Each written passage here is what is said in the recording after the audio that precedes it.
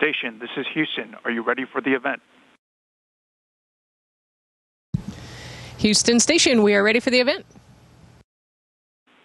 Wolf Blitzer, this is Mission Control Houston. Please call station for a voice check. Station, this is Wolf Blitzer. How do you hear me? Hey, sir, we have you loud and clear. Welcome aboard the International Space Station.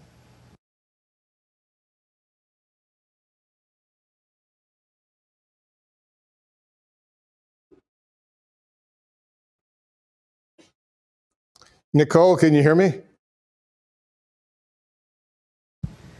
Yes, sir, we have you loud and clear. Welcome aboard. And I want to make sure it's Nicole Ayers, right? Ayers? Yes, sir, that's right. All right, perfect. Ann McLean, right?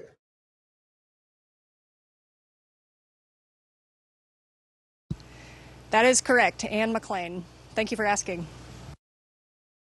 Just Wolf.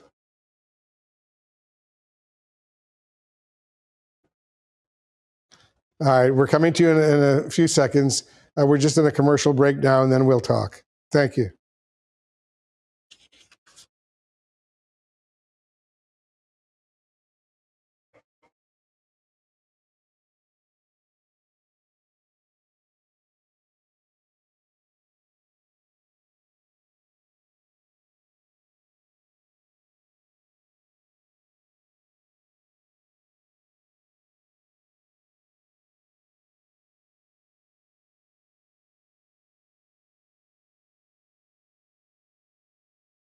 Thirty seconds in commercial break.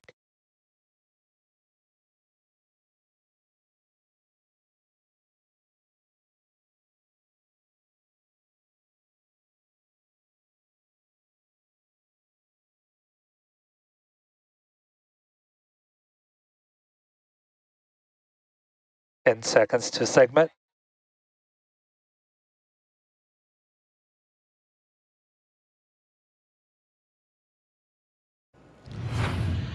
Happening now, you're looking at live images from the International Space Station, where 7 people have been living since their mission began back in April.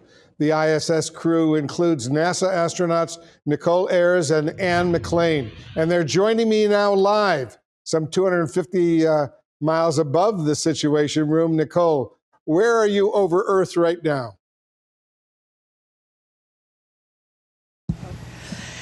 Hey, good afternoon or good morning, depending on where you're at in the world. Welcome aboard the International Space Station. We're excited to talk to you this morning, this afternoon, about all the fantastic things that we're doing up here.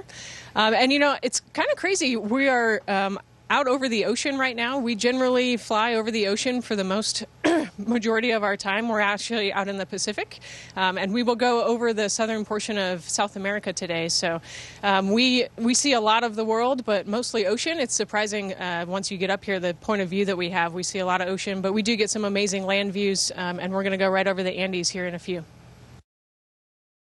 And walk us through what a typical day up in space looks like for you. Yeah, every day is a little bit different, but we do have some structure. The structure of our days and weeks are actually pretty important to maintain our mental health and sanity. So it kind of sounds unexciting, but it's a little bit kind of banker's hours.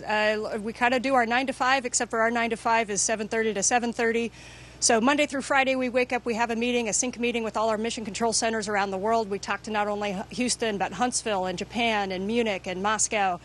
And so we sync up in the morning, and then throughout our day, we do about 6 to 7 hours of either space station maintenance or science. Right now, we have some visiting Axiom crews, so we're helping with the private astronaut mission. We do a couple hours of exercise, actually as a countermeasure to bone and muscle loss during that day, and then we definitely have some breaks in there. And then the weekends are off, except for some cleaning for the most part. And then anytime we have a dynamic operation, that would be a spacewalk or a visiting vehicle docking, anything like that, then that kind of throws our schedule off, but we're pretty used to that.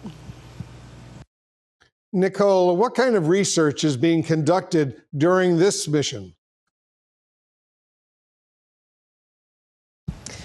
We actually are doing a ton of research up here, especially when the Cargo Dragon was up here from SpaceX.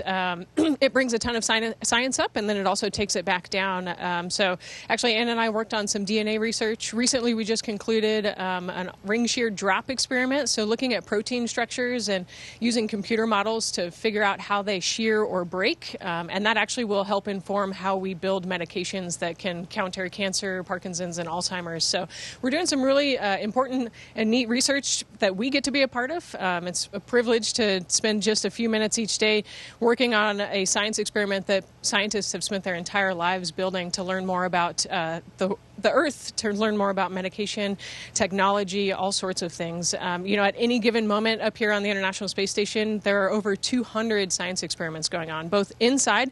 Every single rack that you see here has a payload or a science experiment going on right now, and then outside the station, looking out at the universe, and then also looking back at Earth. So we're doing a ton to help inform how we do life on Earth and life out further in the universe. It's very exciting for me to be speaking live with two astronauts who are on the International Space Station. First time I've done that. And Nicole, let me follow up. I know you both were part of one of the few all-female spacewalks. What was that like? Yeah, so it was actually my first spacewalk. Ann's old hat at spacewalking at this point, but I think that our spacewalk was a huge success and a huge testament to teamwork and how many different people have to work on just this one event. So, we were the two that got the glory, and we got to go out the door, and everybody knows our names. But Tak and Johnny were our crewmates who helped suit us up. We worked with a bunch of people on the ground. Marcos Barrios is another astronaut from my class who worked with us, and he was the communicator that talked to us. Deanna Trujillo was our flight director, and she led the entire ground team through a bunch of adversity and a bunch of game plan changes.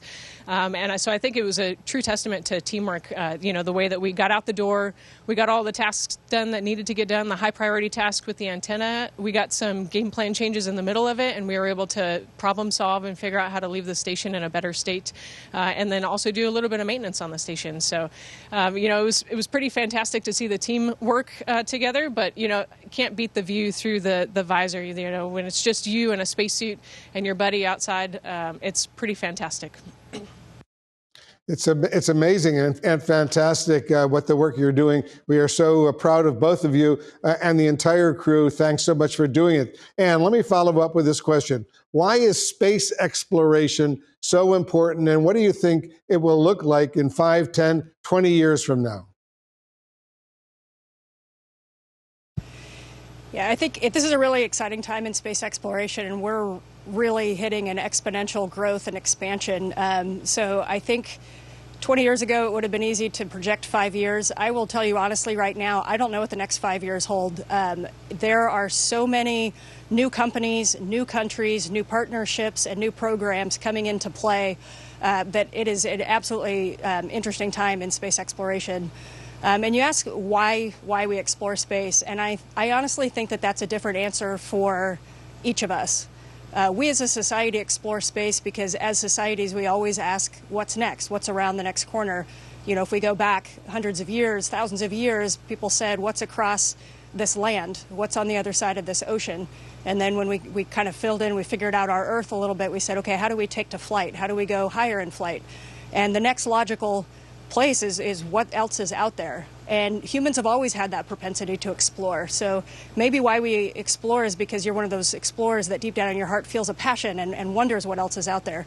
Maybe you are an engineer and you are fascinated by the technology that it's going to take to get there. Maybe you're an artist or a storyteller and you're fascinated by the human condition and being able to be part of something like that.